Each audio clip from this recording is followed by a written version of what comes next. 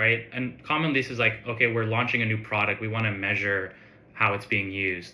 Oh, we don't have a good insight into who our most valuable customers are.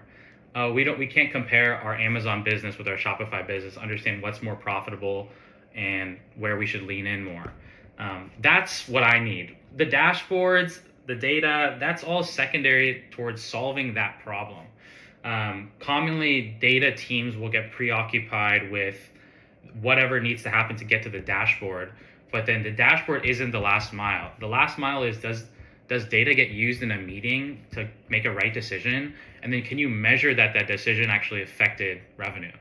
But what you're seeing here is really like what the data stack that we commonly implement for folks.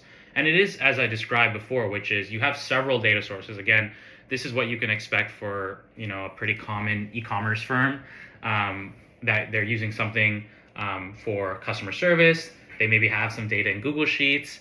They have stuff across Shopify, TikTok. They're using marketing sources.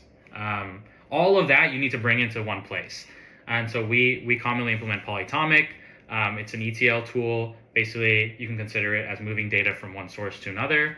And so we take all of that data, we bring that all in as fast as we can, as fast as appropriate for budget. Ideally daily, all of that data lands into a raw data warehouse. And we commonly implement Snowflake.